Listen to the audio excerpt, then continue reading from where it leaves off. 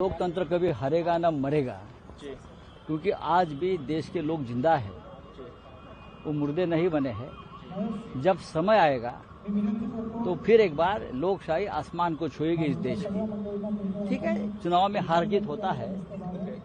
अगर चुनाव निष्पक्ष तरीके से होती है तो हार जीत हम मानने को तयार रहते हैं। मराठीमध्ये नाव न घेता आहे ते त्यांनी नाव घ्यायला पाहिजे, नाव घे ना पोरी लाजू नको असं मला त्यांना सांगावं असं वाटतंय। घेऊ द्या, बरं का, पुढे काय? लोकशाहीचा कुठेतरी उद्यापर्यंत होऊन काही लोक बोलतील परत सकाळी 9 वाजता म्हणतील की लोकशाहीची हत्या झाली, लोकशाही हरली असं अजिबात या देशातली लोकशाही कधी हरणार नाही। या देशाच्या लोकशाहीला फार मोठी परंपरा आहे। जेव्हा भारतीय जनता पक्षाचा जन्म झाला नव्हता तेव्हापासून या देशामध्ये लोकशाही आहे।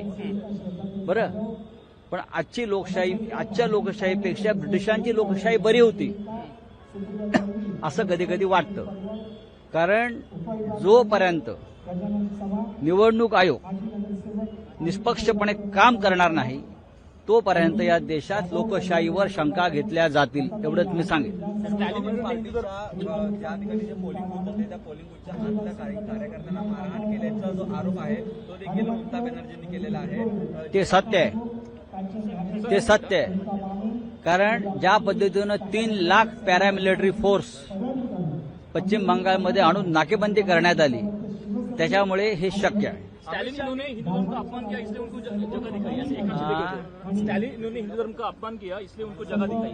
ठीक, देख लेंगे क्या है। यो ममता ने भी किया था क्या अपमान?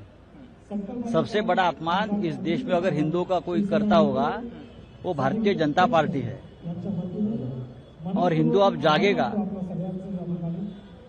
मराठीमध्ये सांगतो, दिवा विस्ताना मोठा होतो, जब दिया बुझता है तो उनकी जो बात होती है वो बड़ी होती है। मैं इस विजय का यही वर्णन करूंगा। गेल्या अनेक दिवसापासून ते बंगालच्या या संपूर्ण गोष्टीवरती काम करत होते आणि हा विजय हो, म्हणजे अख्खा देश वाऱ्यावर सोडून, कायदा सुव्यवस्था वाऱ्यावर सोडून ते हेच काम करत होते ना।